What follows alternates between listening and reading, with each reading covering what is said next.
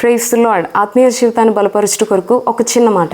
మనం బైబిల్లో చూసినట్లయితే కీర్తనల గ్రంథం 119వ అధ్యాయం 31వ వచనంలో ఒక చక్కని మాట విధంగా వ్రాయబడి ఉంది. ఏమని అంటే, యెహోవా నేను నీ శాసనములను హత్తుకొని ఉన్నాను, నన్ను సిగ్గుపడనీయకుము. భక్తుడి విధంగా ప్రార్థన చేస్తున్నాడు.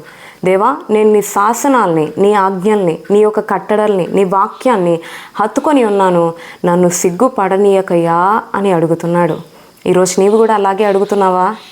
దేవా, నేను నిన్నే అంటుకొని ఉన్నాను కదా, నేను నిన్నే వెంబడిస్తున్నాను కదా ప్రభువా, నేను నీకే మొరపెడుతున్నాను కదా, నిన్నే దేవుడిగా చేసుకున్నాను కదా, నీ వాక్యాన్నే, నీ వాగ్దానాలనే హత్తుకొని జీవిస్తున్నాను కదయ్యా, వాక్యానుసారంగా బ్రతకడానికి ప్రయత్నిస్తున్నాను కదయ్యా, ప్రభువా నన్ను సిగ్గుపడనీయకు అని అడుగుతున్నావా?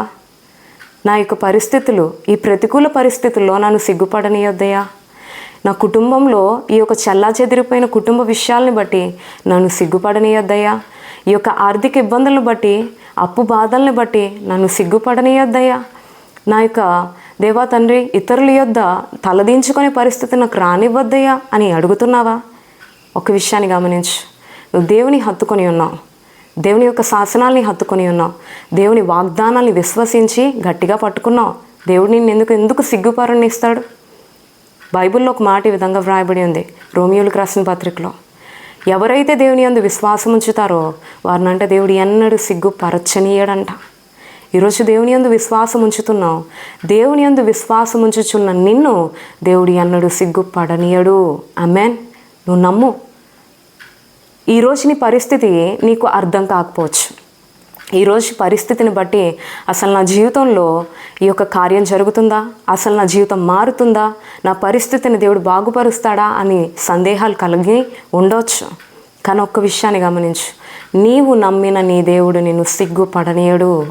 ఆనాడు అనేక మంది భక్తుల జీవితాల్లో వారు కూడా దేవుని నమ్ముకున్నారు. యోసేపు కానీ, దావీదు కానీ, దానియేలు కానీ, వీరందరూ వారి కష్ట సమయాల్లో, ఇంకా అనేక మంది భక్తులు వారి కష్ట సమయంలో దేవుని ఆశ్రయించారు, దేవుణ్ణే నమ్ముకున్నారు, దేవుని అందే విశ్వాసం ఉంచారు, దేవుని శాసనాల్ని హత్తుకొని జీవించారు. వారిని దేవుడు సిగ్గుపరిచాడా? ఎంత మాత్రము సిగ్గుపరచలేదు. వారు ఊహించిన దానికంటే ఉన్నత స్థాయిలో వారిని నిలవబెట్టాడు. ఈరోజు మనం కూడా వారి కొరకు మాట్లాడేలాగా ఒక సాక్ష్యార్థమైన బ్రతుకు వారికి దయచేశాడు. కాబట్టి ప్రియ దేవుని బిడ్డ, నీవు కూడా వారి వలె దేవుని యందు విశ్వాసం ఉంచుచున్నావు కనుక దేవుడు నిన్ను కూడా సిగ్గుపరచనీయడు.